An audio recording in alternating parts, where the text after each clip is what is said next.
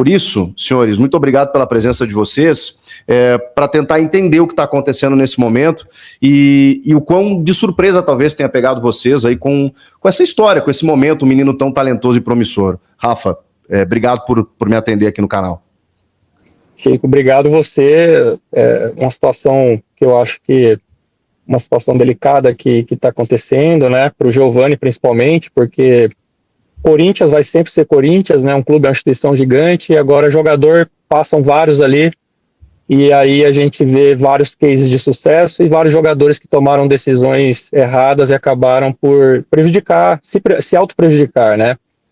Então, eu levei o Giovani para o Corinthians, na época ele estava em casa e um colaborador meu me avisou, tem um atleta assim, assim, assado, que mora em Santa Bárbara do Oeste, é um atleta que passou pela categoria de base do Red Bull, tem muita força física, acredito muito nele, só que ele tem um problema pessoal e ele não aloja, mas eu acredito, me ajuda. Então eu acreditei naquele colaborador naquela época, e coloquei um planejamento, e o meu planejamento foi fazer um mapeamento de clubes ali na época, onde ficasse próximo à casa do Giovani, para que ele pudesse ir treinar e voltar todo dia, e a gente pudesse ver realmente se ele teria aquele potencial todo que aquele colaborador meu estava dizendo.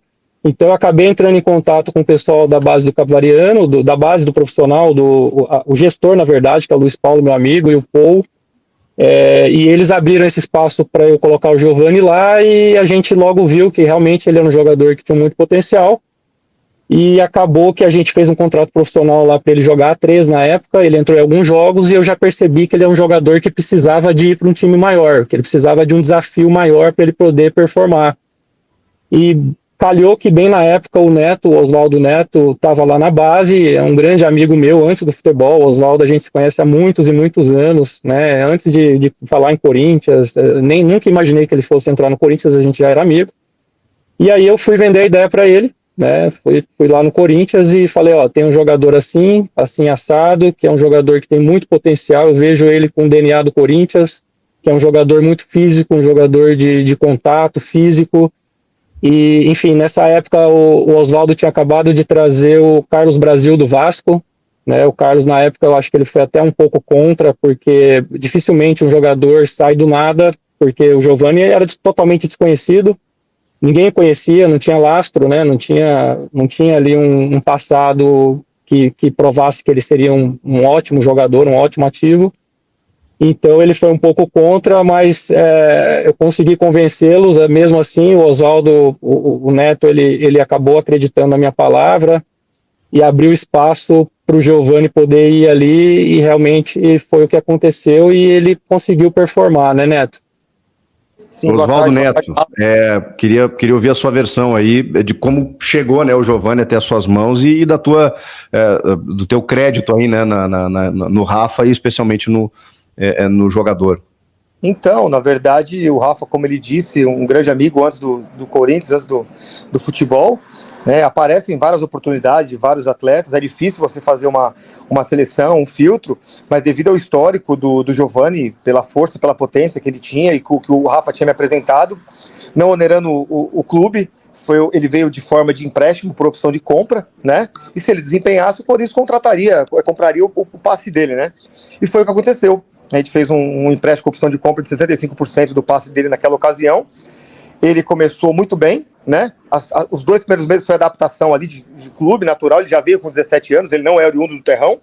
E realmente adaptação em clube grande como o Corinthians é complicado. Ele se adaptou de forma rápida, num período de 2 meses ali. E depois, no meio do ano, se não me engano, foi junho, julho, ele começou a destoar. Ele começou a fazer gol. Foi o artilheiro do Corinthians na temporada, se não me engano, ele fez 17 ou 18 gols em 2021. Começou super bem, e depois, em 2022, ele foi puxado para o profissional. E aí foi quando venceu a questão da opção do empréstimo, e nós tínhamos que efetuar a compra dele, né, conforme combinado. Né, foi a decisão da diretoria, a decisão do presidente naquele momento, porque ele vinha performando, mas acreditamos muito no projeto, acreditamos no Giovani, ele é um jogador de extremo potencial, de evolução, e foi por isso que nós acreditamos nele. E ele foi muito bem nas categorias de base. E chegou a firmar por um período curto no profissional também. Jogou contra o Boca Juniors, foi muito bem naquelas quartas de finais, se não me engano, na Libertadores. Enfim, é um jogador que precisa de uma sequência, na minha opinião. Ele precisa de uma sequência. É um jogador que tem um talento, tem um brilho. Porém, ele precisa de um... Fiel, o Roberto se tornou aí um dos maiores artilheiros do Corinthians, tá? Em um único ano aí do século, tá? Ele demorou a engrenar, né, o ritmo no Coringão, porém, atualmente ele tem 23 gols marcados aí na temporada, sendo 2 deles no último jogo contra o Racing, tá, Fiel? Lembrando que o Roberto aí, ele e o Romero, né, tem jogos a fazer pelo Timão ainda em 2024. O Romero tem 16 gols até aqui e o Roberto tem 23, tá, Fiel? Então, foi confirmado aí pelos portais de notícias que o Yuri Alberto, ele entrou na lista aí dos maiores artilheiros do Corinthians no século aí. Então, é isso. Espero que você tenha curtido o vídeo. Se você curtiu o vídeo aí, deixe seu like, se inscreva no canal, ative as notificações.